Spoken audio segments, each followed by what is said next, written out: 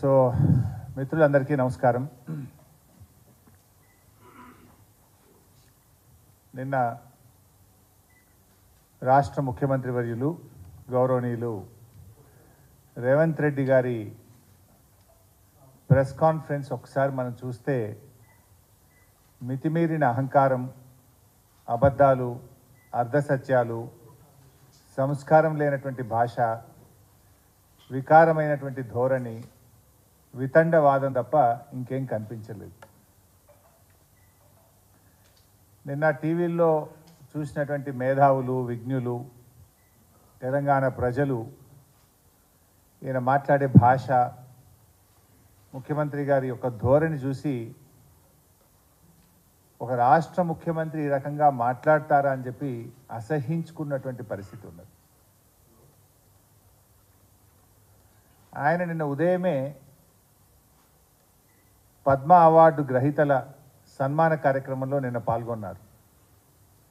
ఆ కార్యక్రమంలో మాజీ ఉపరాష్ట్రపతి వెంకయ్య నాయుడు గారు, చిరంజీవి గారు, పలువురు వక్తలు రాజకీయాల్లో వ్యక్తిగత దూషణలు ఉండొద్దని, విలువలు పెంచే విధంగా ఉండాలని చెప్పి అక్కడ సూచనలు చేశారు.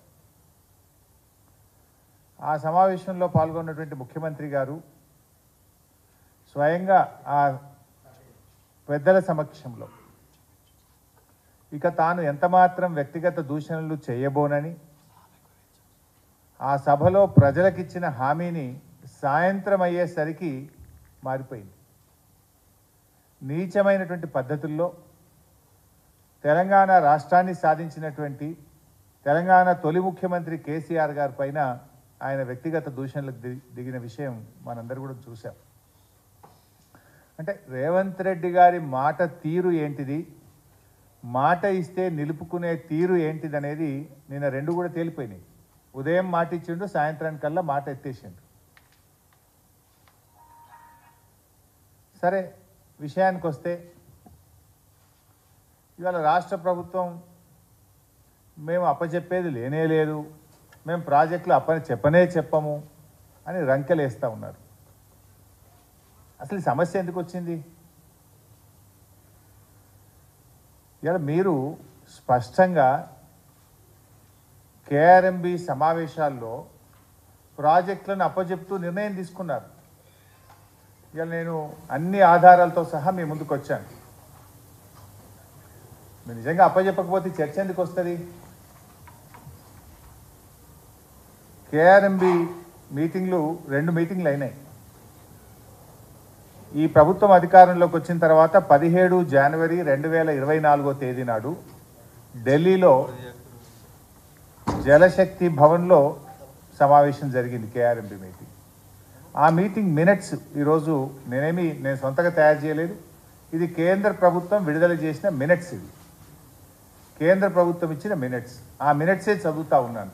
ఆ మినిట్స్లో ఎంత స్పష్టంగా చెప్పారంటే, both the states and KRMB will discuss and finalize the protocols for handing over the Nagarjuna Sagar Dam and Srisailam Dam and all 15 prioritized component outlets to KRMB and come out with a concrete action plan in this regard within 7 days.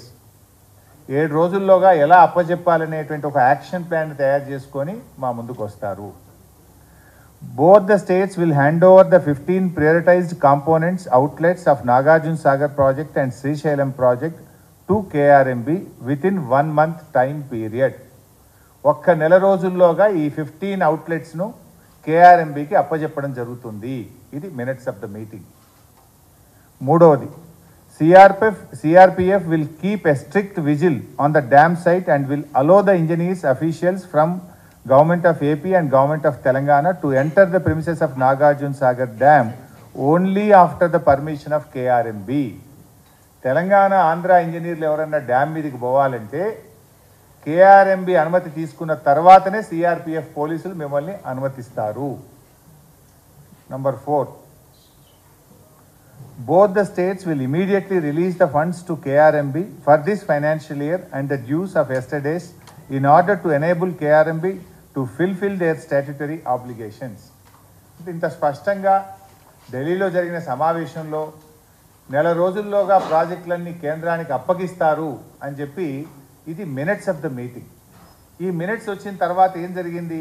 తెల్లారి పొద్దున్నే పత్రికల్లో చూస్తే ఇది సాక్షి వెలుగు దినపత్రిక.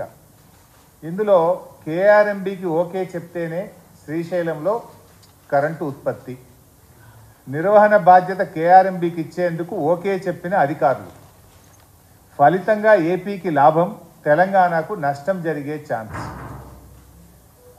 ఇది పత్రికలో స్పష్టంగా వచ్చింది. వచ్చిన మరుసటి రోజు 18వ తేదీ రాష్ట్ర ప్రభుత్వం ఏమైనా స్పందిస్తుందేమో నేను వెయిట్ చేసిన. ప్రభుత్వం నుంచి ఖండన లేదు, స్పందన లేదు. అదేవిధంగా ఇంకొక దినపత్రిక సాక్షి దినపత్రిక. ఇది మరుసటి రోజు 18వ తేదీ కృష్ణా జలాల హక్కుల పరిరక్షణలో ఫలించిన సీఎం జగన్ కృషి, అంటే ఆంధ్రప్రదేశ్కు మేలైందని చెప్పి, జగన్ విజయవంతంగా ఆంధ్రప్రదేశ్కు లాభం చేసిండని చెప్పి సాక్షి దినపత్రిక రాసింది. నెలలోగా ఉమ్మడి ప్రాజెక్టులు కృష్ణా బోర్డు చేతికి. ఇది అన్ని ప్రముఖ పత్రికలు స్పష్టంగా రాసినాయి. ఒకవేళ మీరు ప్రాజెక్టులు అప్పచెప్పింది నిజం కాకపోతే వెంటనే రాష్ట్ర ప్రభుత్వం స్పందించి 2వ రోజు రిజైండర్ ఇవ్వాలన్నా వద్దా, ఖండించాలన్నా వద్దా? 17వ తేదీ మీటింగ్ జరిగింది, మినిట్స్ స్పష్టంగా వచ్చినాయి. ప్రముఖ దినపత్రికలన్నీ కేఆర్ఎంబి చేతికి ప్రాజెక్టులు పోతున్నాయి, తెలంగాణకు నష్టం జరుగుతుందని, ఆంధ్రప్రదేశ్కు మేలు జరుగుతుందని, జగన్మోహన్ రెడ్డి గారు విజయం సాధించారని అన్ని పత్రికల్లో వస్తే ఈ రాష్ట్ర ప్రభుత్వంలో ఉలుకు లేదు, పలుకు లేదు, కనీసం చీమ గుట్టినట్టు కూడా లేదు. దెన్ 19వ తేదీ నాడు నేను ప్రెస్ మీట్ పెట్టి ఇది ఇంత అన్యాయం జరుగుతూ ఉంటే మీరు ఏం చేస్తున్నారు అని చెప్పి నేను గట్టిగా రాష్ట్ర ప్రభుత్వాన్ని నిలదీయడం జరిగింది. అప్పుడు తేరుకున్నటువంటి ప్రభుత్వం లోలో ఈ మినిట్స్ అంతా తప్పు, మేము ఒక ఉత్తరం రాస్తున్నాం ఢిల్లీకి అని చెప్పి నేను ప్రెస్ మీట్ పెట్టినాక స్పందించి లేలే ఈ మినిట్స్లో తప్పు వచ్చింది, మేము ఒప్పుకోలేదు అని చెప్పి ఢిల్లీకి ఉత్తరం రాసిండు. ఎప్పుడు రాసిండు? నేను ప్రెస్ మీట్ పెట్టిన ఈ ప్రభుత్వాన్ని కడిగితే ఆ రోజు వీళ్ళు మేల్కొన్నటువంటి పరిస్థితి. ఇది మొదటి మీటింగ్. సరే, తర్వాత ఏమైంది? మళ్ళీ కేఆర్ఎంబి సెకండ్ మీటింగ్ జరిగింది 1 ఫిబ్రవరి 2024. ఈ మీటింగ్లో 1వ తేదీ మన హైదరాబాద్లోనే జరిగింది కేఆర్ఎంబి మీటింగ్. నేను అనుకున్నా మొదటి మీటింగ్లో ఏదైనా తప్పు చేసిండ్రేమో, 2వ మీటింగ్లో సవరించుతారేమో, రాష్ట్ర ప్రయోజనాలు కాపాడతారేమో, ఇప్పటికైనా వీళ్ళు మేల్కొన్నారేమో అని మేము ఆశించినాం. ఇది నేను నా సొంత కవిత్వం కాదు బై సాబ్, ఇది కేఆర్ఎంబి విడుదల చేసిన minutes. What I'm reading is minutes of the KRMB meeting. ఈ 2వ మీటింగ్లో ఒకసారి మీకు చదివి వినిపిస్తాను. 2వ మీటింగ్లో కూడా స్పష్టంగా the ENC government of Andhra Pradesh informed that they are ready to hand over all the outlets under their control of KRMB provided the government of Telangana state also hands over all the outlets under Telangana control to KRMB. తెలంగాణలో ఇస్తే మేము ఇవ్వడానికి రెడీగా ఉన్నామని ఆంధ్రప్రదేశ్ చెప్పింది. Then Telangana ENC, the ENC government of Telangana stated that they have to take concurrence of the government as the permission for handing over outlets of Telangana state powerhouses need to be obtained from TS Genco government of Telangana. ఏమన్నారు? Power house అవుట్లెట్లు ఇవ్వడానికి రాష్ట్ర ప్రభుత్వ అనుమతి కావాలన్నాడు, కానీ irrigation outlets గురించి objection చెప్పలేదు కదా. Number 2. Number 3, when all the outlets are handed over to KRMB, these will be under the control of KRMB and will be manned by the staff from both the states in equal proportion. This staff will report to KRMB through their salary and other benefits will be paid by respective state governments. ఒకవేళ మీరు project అప్పజెప్పేదే నిజం కాకపోతే 2 రాష్ట్రాలు ఉద్యోగులను ఇస్తాయి, ఆ ఉద్యోగుల జీతాలు రాష్ట్ర ప్రభుత్వాలే చెల్లిస్తాయని చర్చ ఎందుకు వస్తుంది? ప్రాజెక్టు మీరు అప్పజెప్పింది కనుక పారాగ్రాఫ్ 3లో ఏమన్నారు? 2 రాష్ట్రాలు కేఆర్ఎంబికి సమ నిష్పత్తిలో ఉద్యోగులను అప్పజెప్తారు, ఆ ఉద్యోగుల జీతాలు మాత్రం రాష్ట్రాలు చెల్లిస్తారు.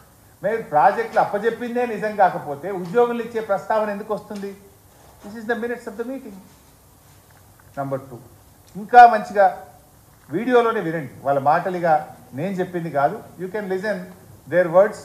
వాళ్ళు 2వ కేఆర్ఎంబి మీటింగ్ జరిగిన తర్వాత బయటకు వచ్చి ఆంధ్రప్రదేశ్ ఈఎన్సీ గారు, తెలంగాణ ఈఎన్సీ గారు మీడియాతో మాట్లాడారు. ఏం మాట్లాడారో ఒక్కసారి దయచేసి మీరే వినండి.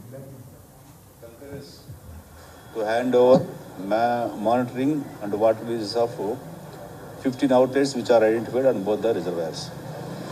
దానికోసం స్టాఫ్ని ఎవరిని పెట్టాలనే దాని మీద so representation from both sides ఉంటారు.